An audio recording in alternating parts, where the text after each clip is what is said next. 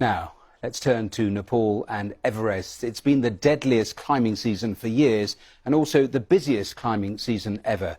If the weather window was one problem, the way the authorities manage Everest has come under massive scrutiny. Well, in just a moment here, we'll talk to Nepal's Prime Minister about that and other issues affecting his country. But first, here's Navin Singh Khadka. The new normal on the highest peak of the world. The queue to the summit gets longer and longer as the Nepalese government aims to bring in more tourists. But the good weather window allowing climbers to reach the summit has always been limited. As a result, this happened. Climbers had to wait for hours on their way up and down.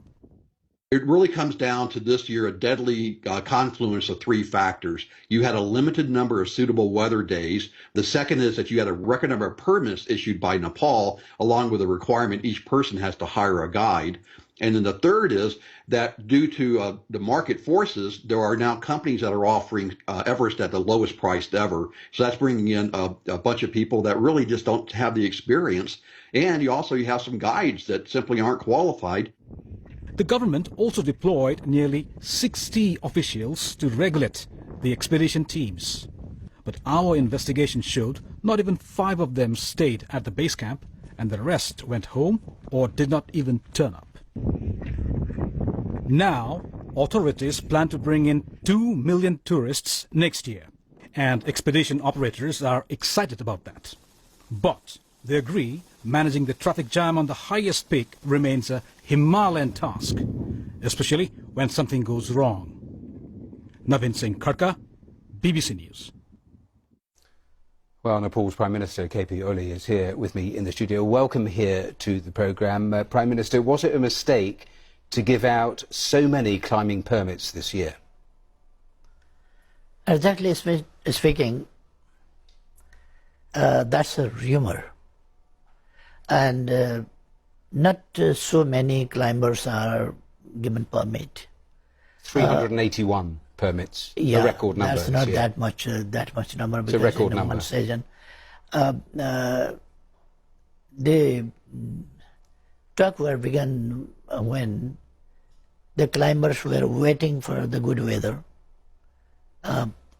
Number of climbers were waiting for good weather, and they had to wait because they cannot just today, tomorrow, day after, they cannot.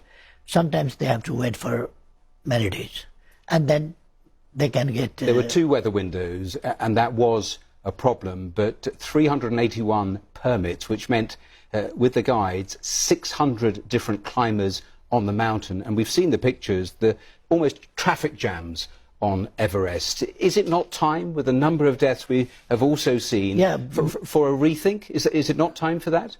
Yeah, it is necessary to rethink. But as the propaganda is over there, that sort of very complicated situation is not over there. But even then... It's not propaganda to talk about the amount of permits, to talk about the amount of climbers, to talk about the amount of deaths. Were you disturbed by the revelations also that out of 60 liaison officers on the mountain, only 5 stayed on the mountain? Did that disturb you? Of course, we have to be careful about the permission we provide to the mountaineers. Of course, but the liaison officers who are supposed to be there helping with navigating all those different people on the mountain. Let me just read you a quote from the Tourism Ministry, who said, "I admit that not all of our liaison officials stayed there for long. We are aware of this issue. We're working to address it." Another government official at base camp told the BBC, since almost none of the liaison officers stayed, it became very difficult for the limited officials to handle this huge number of climbers. That must disturb you, to know you have officials that are supposed to be organising this, but they have stayed at home. They've taken the money, but they have stayed at home.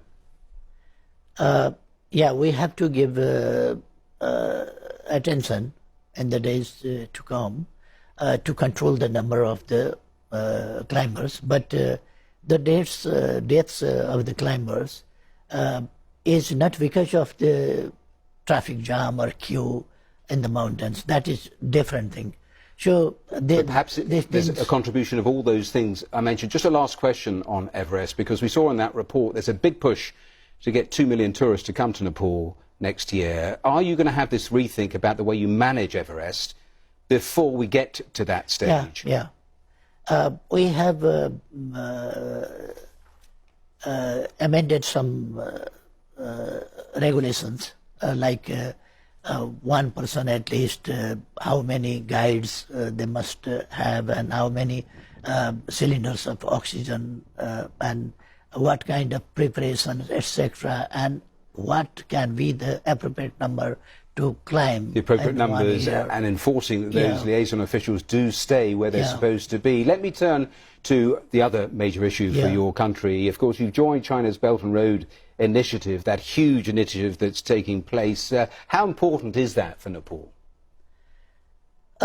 We have to understand that Nepal has completed the political transformation, and concentration of political issues is now over, and we are concentrating our efforts on good governance and political economic development. But as part of that initiative, I think I've listed them here, 3 airports, fast-track roads, rail tracks, that's all going to be built in the coming years. Are you sure that your country can afford to do that, because it's done with the sort of loan system with the Chinese? Do you have any worries that that you might end up where Sri Lanka has ended up? They built a port, they've had to end up leasing it back to China because they couldn't afford the loans. We invite foreign investment and we accept loans according to our necessity and our priority. Randomly we do not accept. So we are not accepting any type of loan. And we don't want to talk about the experiences of others, but so far our experience is we can manage all these things, and with calculation we have done this. 2 quick final points then. The environmental impact of that list of infrastructure that you have planned. Of course, a lot of it cuts across protected areas, forests. I think for the international airport that you're planning to build, you have to cut down 2.5 million trees. Is it worth it, the environmental impact of all of that? If we cut 2.5 million of trees, then 5 million of trees we can replant, because we have we are training rivers, and land we are acquiring from there too, and we have 45% of forest, and so far the question of environment is we are contributing a lot. 17% of our land is covered with snow, ice, and all weather 13% of land is covered with ice, and it is contributing to recharge, recleaning and recooling the air and earth as well. And our forest is contributing a lot, because 45% of our entire land is forest, and altogether we have dedicated 62% of our land for environmental question. So, and this year we are launching campaign to plant some more than tens of million trees. So all of those plans in place to counterbalance any sort of negative from that. Of course, as you draw attention that when we are giving stress, importance to the development efforts, then always there is danger of degradation or negligence of environmental aspects. But we are careful about that. All right, Prime Minister, we have run out of time, but thank you so much for your time and joining me here on today's programme. Thank you so much. Thank you, Sharma.